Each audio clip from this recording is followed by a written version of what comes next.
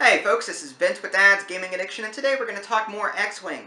Now this is just going to be a quick Q&A follow-up to my previous video, Common Mistakes That Beginners Make. A lot of you really seemed to enjoy that video, left some really great comments, and had some really fantastic questions.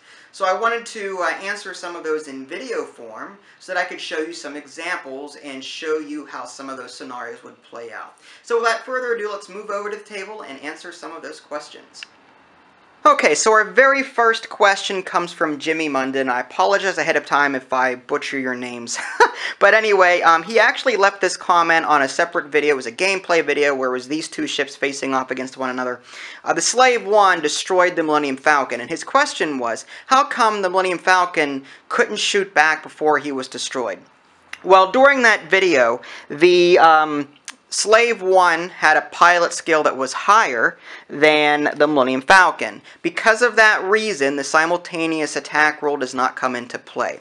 Had this been, say, Kath Scarlet, which is a pilot skill of 7, and had this one been Lando Calrissian, which is also a pilot skill of 7, had the Slave One here attacked and destroyed the Millennium Falcon during the combat phase, because they are the same pilot skill, the Millennium Falcon could have attacked back. That is an example of the simultaneous attack rule. So hopefully, Jimmy, that answers your question. Okay, so the next question comes from Shadowfax0009. Shadowfax, I believe, is Gandalf's horse, I think. But anyway, getting back to this, he had about a paragraph or two on initiative, and I don't want to read it all off verbatim, so I'm just going to quickly go over what initiative is and how it works, to hopefully clear up some of his questions. Now, before I get into the examples, I want to show you what the manual says. On page 18 of the manual, initiative when squad building. When using squad building rules, the player with the lowest point total has the initiative. If the player's squad point totals are equal, the Imperial player has the initiative. Next, we're going to look at page 16 of the manual, and I'm not going to read all of this off to you, but I will highlight it. When ships of equal pilot skill are activated, the player with the initiative activates all of his ships with that pilot skill value first. Then the opposing player activates his ships. Initiative also applies during the combat phase. The player with initiative resolves combat steps for his ships with that pilot skill value before his opponent does. So basically, a player with initiative moves first and shoots first, moving during the activation phase and attacking during the combat phase. Alright, now to quickly show you an example of what I mean, let's say that the game has gone on for a while. Both players started the game with 100 squad points. In that case, the Imperial player would have initiative. So right now, this TIE fighter has a pilot skill of 5, and this X-Wing has a pilot skill of 5. This is Biggs Darklighter, and this is Winged Gundark.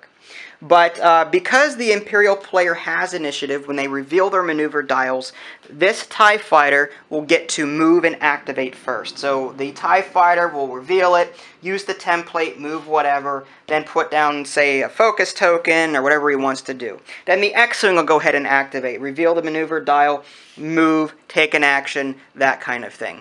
Whenever they move on to the combat phase, the player with initiative gets to shoot first. So the TIE fighter gets to shoot before the X-Wing. Now again, the simultaneous attack rule comes into play here because they both have the same pilot skill. So should the TIE fighter get lucky and destroy the X-Wing can't shoot back before he is removed from combat. Okay, now the next question comes from the same person, Shadowfax0009, and he had a few questions regarding collisions.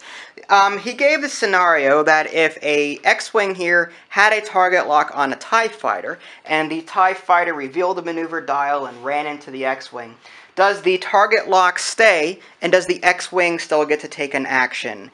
The answer to both questions is yes. Let's just say, for the sake of argument, that the TIE fighter revealed, collided here. Now, because the TIE fighter collided with the X-Wing, the TIE fighter does not get to take an action. And let's say the X-Wing is now going to move, and the X-Wing will reveal the dial, and let's say his action, or his maneuver, takes him all the way out here. Okay, now the target lock stays with the TIE fighter. Target locks are only removed from play when they are actually used. So this will stay. And on top of that, the X-Wing, assuming he isn't stressed or hasn't run into anything else, he will get to take an action. So in this case, he could go ahead and take a focus action if he wanted to because he already has a target lock. Okay, now the next question comes from Fingolfin75. Again, I'm going to butcher these names. But, yeah, a quick tip for you folks creating usernames. Make sure they're easy to say. But anyway, getting back to his question here. His question was twofold. I'm going to address them one at a time. The first question was, can you do a proton torpedo attack and a target lock during the same round?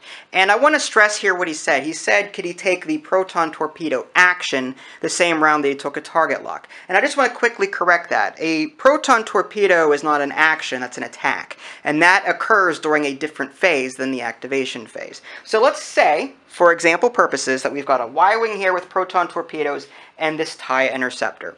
The 8 would move and activate first. Let's say the Y-wing moves a little bit ahead like that and takes an action. Let's say he takes a target lock action.